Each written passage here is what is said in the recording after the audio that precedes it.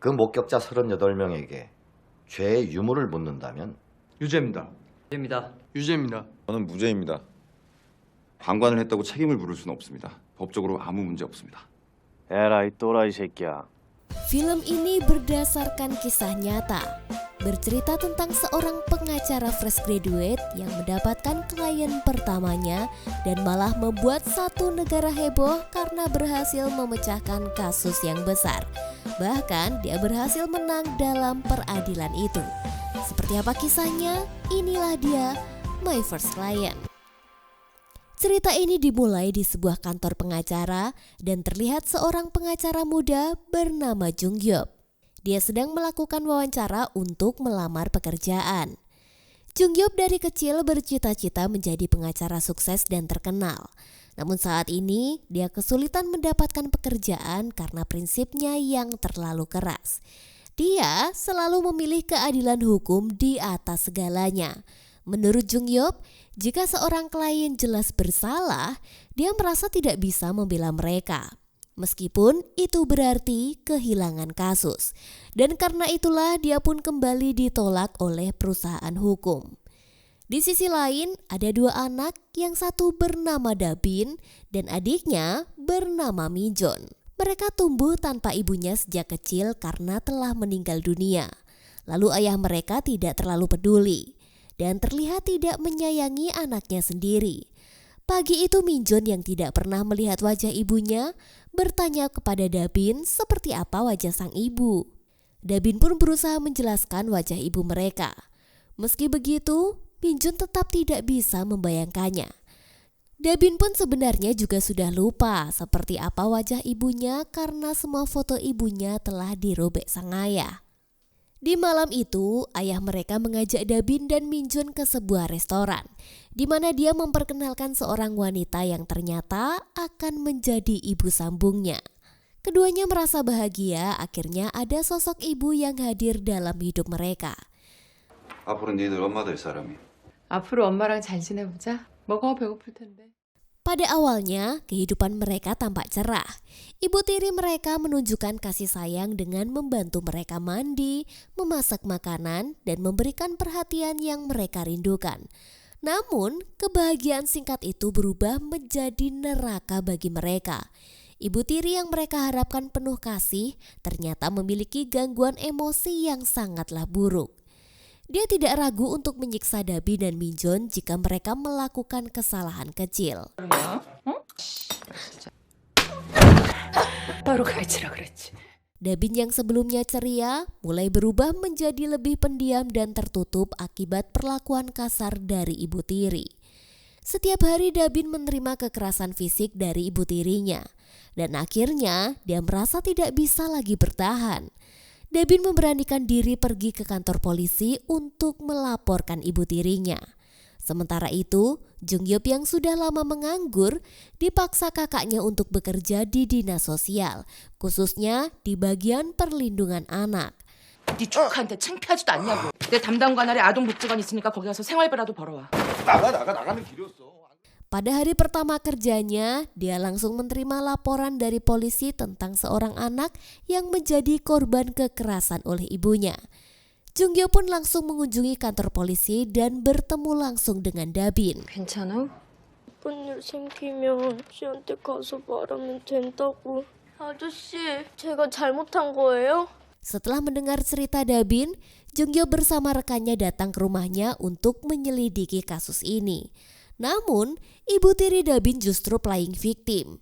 Dia berpura-pura menjadi korban. Dia mengatakan bahwa Dabin berbohong karena membencinya sejak dia menikah dengan sang ayah. Setelah mendengar pernyataan ibu tiri yang membela diri, Jung Hyup pun pergi. Namun setelah kepergiannya, ibu tiri itu kembali menyiksa Dabin dengan lebih keras. 힘드나 보네. 들어와. Bahkan membuat Minjon adiknya sangat ketakutan. Sementara itu, ayah mereka yang ada di rumah sama sekali tidak peduli dengan apa yang terjadi di depan matanya. Keesokan harinya, Dabin berusaha menceritakan KDRT yang dialaminya kepada sang guru. Namun sayangnya, si guru bersikap acuh dan tidak peduli dengan keadaan Dabin. Dabin dan Minjun pun akhirnya memutuskan untuk kembali menemui Jungyop dan meminta tolong kepadanya. Setibanya di tempat kerja Jungyop, dia melihat kondisi mereka dan merasa kasihan. Jungyop pun memutuskan untuk mengajak Dabin dan Minjun berjalan-jalan. Mereka pergi ke restoran untuk membeli burger dan menikmati makanan itu. 이렇게 손을 잡고 먹으면 돼. 이렇게 잡고. 얘들아 잠깐만. Dabin lalu bertanya tentang kehidupan Jungyop. Dalam kesempatan itu, Dabin juga menceritakan bahwa ibu mereka telah tiada sejak mereka masih kecil. Keesokan harinya, Dabin dan Minjun kembali menemui Jungyop lagi. Kali ini dia membawa sebuah foto lama ibu mereka, lalu meminta bantuan Jungyop untuk mencari orang-orang yang ada di dalam foto itu. Karena mereka berpikir teman ibunya mungkin memiliki foto yang sama yang bisa menunjukkan wajah ibu mereka. Meskipun Jungyop terlihat keberatan, dia pun berusaha menuruti kemauan dua bocil ini. Namun usaha mereka tidak mendapatkan hasil. 다른 데는 안 가봐요? 니들 사막에서 바늘 찾기라는 말 들어봤어? Hari demi hari, Jungyop mulai merasa lelah karena setiap hari Dabin dan Minjun datang menemuinya. Suatu hari, saat dia sedang menemani mereka menggambar, Jungyop menerima telepon untuk wawancara di sebuah kantor hukum terkenal di Seoul. Dia pun segera mengantarkan anak-anak itu pulang. Tetapi saat sampai di rumah, Dabin dan Minjun tampak enggan untuk ditinggalkan. Untuk membujuk mereka, Jungyop memberikan uang untuk membeli burger kesukaan Minjun. Tetapi di sini Minjun tidak mau dan hanya ingin makan bersama Jungyop. Jungyop pun berjanji akan makan burger bersama mereka keesokan harinya, lalu memberikan Minjun boneka gorila yang ada di mobil kakaknya. Sebelum pergi, Dabin meminta kartu nama Jungyop dan dia pun memberikannya. Setelah tiba di Seoul, Jungyop mengikuti wawancara. Meskipun harus mengesampingkan beberapa prinsipnya, dia berhasil diterima bekerja di kantor hukum tersebut. Dia pun segera kembali ke desanya untuk mengambil barang-barang agar bisa tinggal di kota. Dalam perjalanan, dia melihat Dabin dan Minjun berdiri di depan restoran tempat mereka biasa makan burger. Sayangnya dia tidak sempat menemui mereka. Sementara itu, Dabin dan Minjun terus menunggu kedatangan Jungyop. Mereka berharap bisa makan bersama seperti yang dijanjikan. Namun ternyata Jungyop tidak pernah datang lagi. Dabin dan Minjun pun memutuskan untuk pulang. Namun sesampainya di rumah, dia menemukan ibu tirinya dalam keadaan marah. Ibunya pun menemukan kartu nama Jungyop yang membuatnya semakin marah dan menyiksanya lagi. 복지관을 다녔나 보네. Sayangnya, ayah Dabin hanya diam dan tidak peduli dengan situasi itu. Keesokan harinya, Dabin pergi ke sekolah dalam keadaan lemah. Saat pelajaran berlangsung, ia tiba-tiba pingsan dan darah mengalir dari telinganya. Di sisi lain, Jungyop sedang mencari apartemen di Seoul. Tiba-tiba, dia mendapat telepon dari guru Dabin. Guru itu memberitahunya bahwa Dabin pingsan dan terus menyebut namanya. Merasa khawatir, Jungyop pun segera menuju ke rumah sakit tempat Dabin dirawat. Di sana dia menemukan Dabin yang terbaring lemah. Jungyop kemudian bertanya kepada Dabin, mengapa dia mencarinya? Dengan suara yang terbata-bata, Dabin menjelaskan bahwa hanya paman Jungyop yang mempercayainya dan membuatnya merasa aman. Dia pun memohon agar Jungyop mau membawanya dan Minjun pergi bersama. Dia berjanji akan berusaha menjadi anak yang baik dan tidak merepotkan. Namun, Jungyop tidak bisa membawa Dabin. Dia menjelaskan bahwa karirnya baru mulai membaik dan dia perlu fokus pada pekerjaannya. Dengan berat hati, dia juga menambahkan bahwa terkadang seorang ibu perlu memukul anaknya sebagai cara mendidik. Pernyataan itu membuat Dabin sangat kecewa. Dia merasa bahwa Jungyop juga tidak mempercayainya dan malah membenarkan perilaku ibu tirinya. Jungyop yang melihat Dabin sedih menjadi iba dan memutuskan untuk mencari bantuan. Dia lalu pergi ke kantor pengacara temannya dan meminta bantuan untuk menuntut ibu tiri Dabin. Namun, pengacara itu mengatakan bahwa tanpa bukti yang kuat, mereka tidak bisa berbuat apa-apa. Meskipun kecewa, Jungyop tidak menyerah. Dia mendatangi rumah Dabin untuk mencari tahu lebih lanjut. Di sana, dia bertemu dengan ibu tiri Dabin. Ketika Jungyop menanyakan tentang kondisi Dabin, ibu tirinya mengatakan jika Dabin hanya terjatuh saat bermain dan langsung mengusirnya. Merasa tidak puas, Jungyop pun mencoba menemui ayah Dabin. Namun dia malah kena semprot lagi dan diminta untuk tidak mencampuri urusan keluarganya. Hari berganti malam, Jungyop pulang ke Seoul tanpa bisa berbuat apapun untuk Dabin. Setelah beberapa waktu, kondisi Dabin telah membaik dan dia kembali berangkat ke sekolah. Suatu hari dia meminjam HP temannya untuk menghubungi Jungyop. Tetapi Jungyop yang sibuk dengan pekerjaannya tak punya waktu untuk menjawab.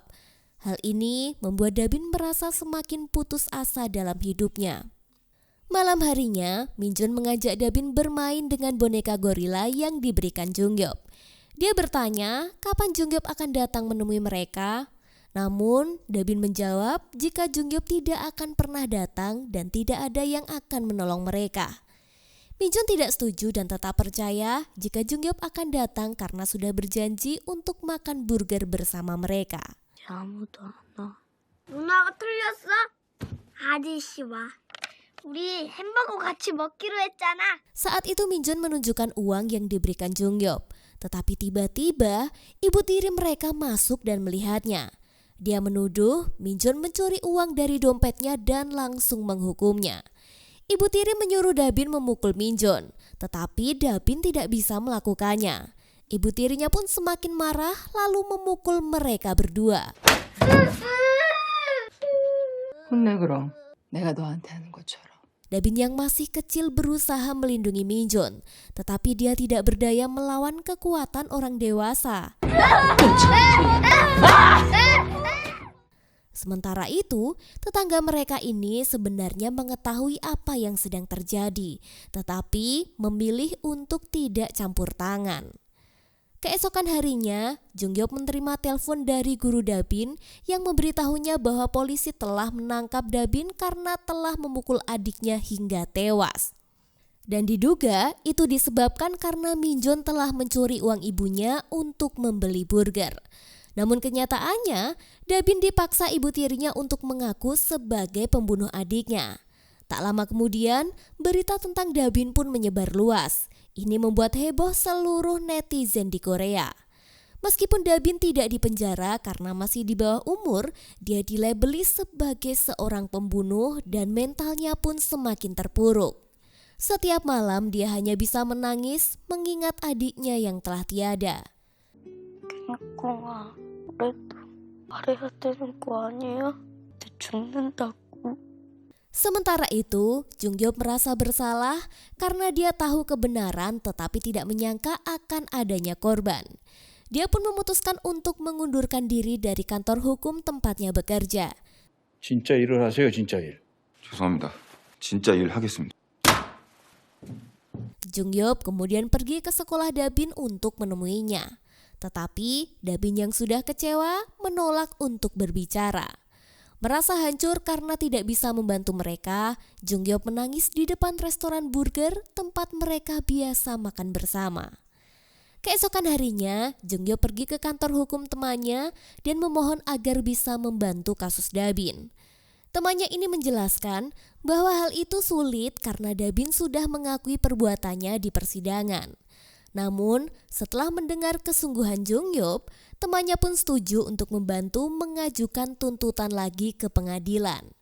Jungyop kemudian pergi ke kota dan membagikan selebaran serta meminta orang-orang menandatangani petisi agar kasus Dabin bisa dibuka kembali. Dia juga mencari bukti untuk mengunjungi rumah sakit dan melihat hasil otopsi Minjun. Setelah mengumpulkan beberapa bukti, Jungyop mengajukan tuntutannya ke pengadilan dan tidak lama kemudian tuntutannya diterima untuk disidangkan lagi. Sementara itu, Jungyop berusaha mendekati Dabin dengan mengirimkan hadiah melalui teman-temannya. Dia berharap Dabin mau berbicara dengannya. Namun, Dabin takut membuka hadiah itu karena khawatir ketahuan oleh Ibu Tiri. Akhirnya dia memberanikan diri dan menemukan sebuah pemutar lagu. Saat mendengarkan, dia mendengarkan pesan dari Jungyop yang mengatakan banyak orang mendukungnya dan berharap Dabin akan menemuinya di tempat mereka biasa bermain. Mendengar pesan itu, Dabin bergegas untuk menemui Jungyop. Namun saat hendak keluar rumah, dia bertemu dengan ibu tirinya dan kembali disiksa karena ketahuan dapat hadiah. 뭐야 그건? 아무것도 아니에요. 열어. 이거 내 거. 정신을 못 차리지. Teman Dabin yang tinggal satu apartemen mendengar teriakannya dan segera melapor kepada Jungyop. Dengan cepat, Jungyop datang ke rumah Dabin dan menerobos masuk. 뭐야 너? Namun, Dabin sudah tergeletak tidak berdaya di lantai. Jungyop pun langsung membawa Dabin keluar dari rumah, meskipun dia diancam akan dilaporkan ke polisi dengan tuduhan penculikan. Setelah memastikan, Dabin mendapatkan perawatan di rumah sakit. Dia membawanya ke rumah kakaknya untuk istirahat sebelum persidangan dimulai. Di sana, Dabin mulai membuka diri sedikit demi sedikit. Dia mulai berani bercerita dengan Jungyop. Namun tiba-tiba, 당신 다빈이 아빠야? 그래 내가 다빈의 아빠니까 문 열라고. ayah Dabin muncul dan membuat kekacauan. Dia terus memanggil nama Dabin hingga membuat ketakutan. Jungyop pun segera menghalanginya, menjelaskan bahwa Dabin sekarang adalah kliennya dan jika ingin bertemu, maka dia harus berbicara dengannya. 좀 데리고 내려오라고. 안 돼. 다빈이 내 의뢰인이야. 내가 변호사라고. Keesokan harinya, kabar baik datang. Ayah dan ibu tiri Dabin ditangkap polisi atas tuduhan kekerasan terhadap anak dan pembunuhan. Namun, saat persidangan dimulai, ibu tiri Dabin tetap tidak mengakui perbuatannya dan malah menfitnah Dabin. Dia menuduhnya sering memukul Minjon saat dia tidak ada di rumah. Para hakim pun masih belum bisa memberikan keputusan karena tak ada bukti sama sekali dan akan dilanjutkan pada sidang berikutnya. Jungyop pun harus segera meyakinkan Dabin agar mau memberikan keterangan yang sebenar-benarnya di persidangan agar dia bisa memenangkan kasus Dabin ini. Namun, Dabin terlanjur ketakutan setelah kedatangan ayahnya malam itu. Dia juga tidak mau berbicara apapun. Jungyop pun jadi semakin pusing karena dia tidak bisa memberikan bukti dan keterangan apapun. Sambil beristirahat menunggu sidang berikutnya, keponakannya pun muncul dan menyebutkan bahwa boneka gorila miliknya memiliki kamera tersembunyi yang merekam semua kejadian. 내 인형 못 봤어? 고릴라 인형? 못 봤는데. 아이씨, 거기에 녹화 많이 했는데. Mendengar itu, Jungyop segera mencari boneka di tempat pembuangan sampah. Namun karena banyaknya sampah, sangat mustahil dia bisa menemukannya. Kita berpindah ke tempat persidangan. Waktu Dabin pun dimulai, kini gilirannya untuk bersaksi. Namun, saat ditanya oleh jaksa penuntut, Dabin hanya bisa menangis. Hakim yang melihat situasi ini pun memutuskan untuk menunda sidang hingga Dabin bisa lebih tenang. Bahwa jika Dabin tidak juga bersaksi, persidangan akan ditutup. Jungyop berusaha membujuk Dabin agar mau bicara di depan hakim. Namun, Dabin masih ketakutan dan belum mau berbicara. Sesaat sebelum persidangan dilanjutkan, teman Dabin yang sering mengantarkan hadiah dari Jungyop tiba-tiba muncul sambil membawa boneka gorila milik Minjo. Ternyata, boneka itu diambilnya saat ibu tiri Dabin membuangnya. Melihat boneka itu, Dabin akhirnya mau menjelaskan tentang kronologi kematian adiknya. 다빈아, 킹콩이 오랜만이지. 킹콩아. Dengan suara bergetar, dia mengaku bahwa dia memang memukul Minjon sebanyak 2 kali saja. Tetapi itu semua karena dipaksa oleh ibu tirinya. Dia mengatakan bahwa orang yang sebenarnya membunuh Minjon adalah ibu tirinya sendiri. 엄마가 때렸어요. 재판장님, 이의 있습니다. 동영상 증거를 제출하겠습니다. Kesaksian Dabin mengejutkan semua orang di ruang sidang. Jaksa kemudian menunjukkan bukti video kepada hakim yang memperlihatkan ibu tiri Dabin sedang memukul Minjon dengan brutal hingga melukai organ dalam Minjo.